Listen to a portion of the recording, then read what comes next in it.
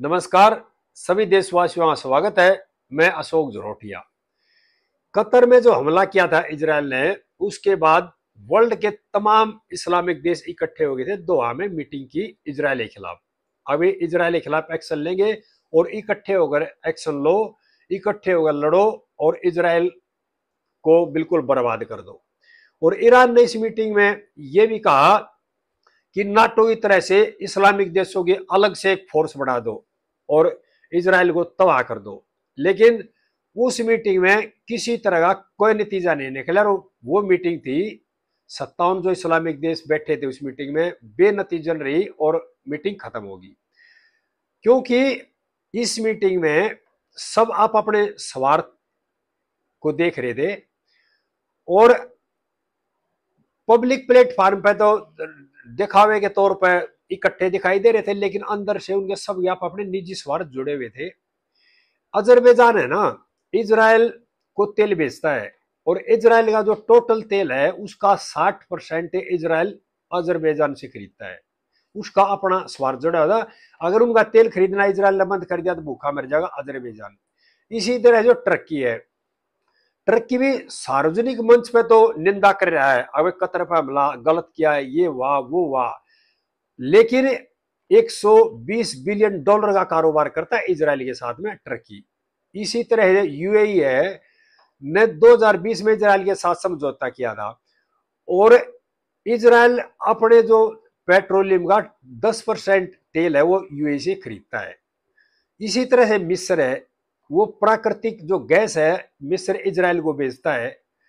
और सऊदी जो और अरब है ना, वो है हुती विद्रोहियों से परेशान। और हुती जो संगठन है वो है ईरान से समर्थित संगठन।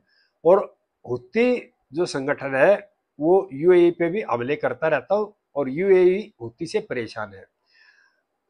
सऊदी अरब को पता है अगर ईरान ताकतवर हो गया तो हुती संगठन ताकतवर होगा और उसके बाद परेशानी होगी सऊदी अरब को। सऊदी अरब चाहता है कि ईरान ताकतवर नहीं होना चाहिए और ईरान ताकतवर नहीं होगा तो हुती भी ताकतवर नहीं होगा, उसका फायदा मिलेगा सऊदी अरब को। इसलिए सऊदी अरब मीटिंग में तो जरूर था लेकिन अंदर से वो खड़ा था इजराइल के साथ में। और जो पाकिस्तान है, पाकिस्तान का अपना कोई अस्तित्व नहीं है। पाकिस्तान काम करता अमेरिका के दबाव में और यूएई की दबाव मांग रही है, क्योंकि उस क्या न क्या है, भीख मांगनी है, जाकर डॉलर लेने हैं। कभी अमेरिका के पास जा, कभी यूएई के पास जाएगा और कभी टर्की के पास जा, कभी कतर के पास जाएगा। उसका अपना कोई स्टैंड नहीं है। और इस मीटिंग के अंदर अलग अलग देश अलग अलग तरह की बातें करे थे। टर्की अपने आप को स्थापित करना चाह रहा था, भी इस्लाम का जो सबसे बड़ा कर्ता धर्ता मैं हूं। इसी तरह से पाकिस्तान अपने को बनाना चाह रहा था, अभी इस्लाम का जो सबसे बड़ा नेता मैं हूं। और इसी तरह से जो अजरबैजान है और कई जो देश हैं वो चाह रहे थे कि अपने आप को स्थापित करना चाह रहे थे उस मीटिंग में। और उस मीटिंग में किसी तरह कोई फैसला नहीं हुआ।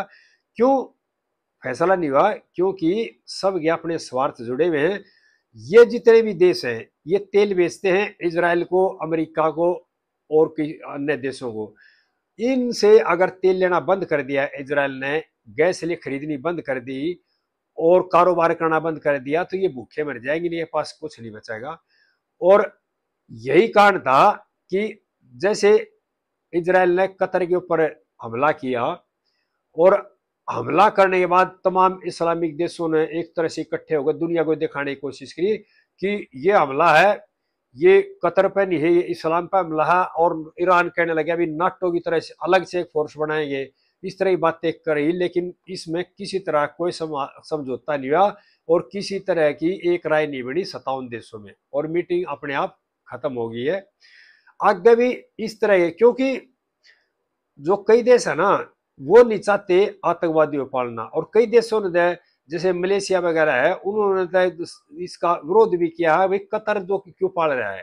कतर ने जो पाले हैं आतंकवादी, हमास के जो नेता थे वो अपने यहाँ क्यों रखे। और जहां भी आतंकवाद होगा वही हमला करेगा। ये अमेरिका ने भी कह रखी है, हिंदुस्तान ने भी कह रखी है, आतंकवादियों के खिलाफ बिल्कुल जीरो टॉलरेंस है दुनिया का। लेकिन क्या हुआ, कतर पे जो हमला हुआ था इजराइल का, उसके बाद इस्लामिक देशों ने अपने आप को इस्लाम का एक तरह से खलीफा बनाने की कोशिश की और कई देश लग रहे थे उसमें, लेकिन किसी तरह कोई समझौता नहीं हुआ। ये जो मीटिंग थी बिल्कुल बेनतीजा, बिल्कुल फ्लॉप रही।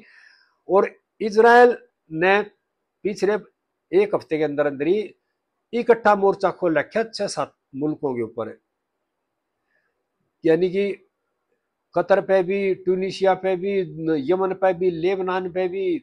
और अब डर ये भी है, अगर किसी और देश ने आतंकवादियों को शरण दी या आतंकवादियों को सहायता दी तो उस पर फिर हमला करेगा। और ईरान भी इससे चिंतित है, अभी दोबारा ईरान के ऊपर फिर हमला कर सकता है।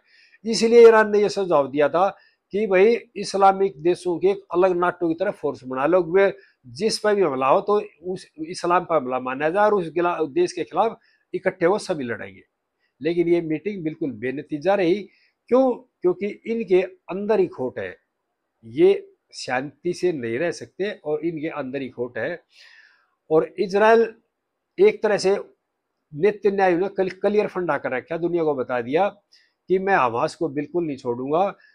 और जो कई देशों ने मान्यता दी है फिलिस्तीन को, उसके लिए नेतन्याहू ने बिल्कुल मना कर दिया। फिलिस्तीन नामक कोई देश नहीं, कोई जगह नहीं है। और रोजाना हमले कर रहा है दुनिया में, जहां भी उनको पता लगता हमास या हुत्ती के ठिकाने जावे उनको वही तबाह कर रहा है। सभी देशवासियों से प्रार्थना है कि इस वीडियो को ज्यादा ज्यादा शेयर करें। भाई मेरे चैनल को सब्सक्राइब भी कर लियो। आगे भाइयों के साथ इस तरह की बातें फिर करते रहेंगे। जय हिंद देशवासियों।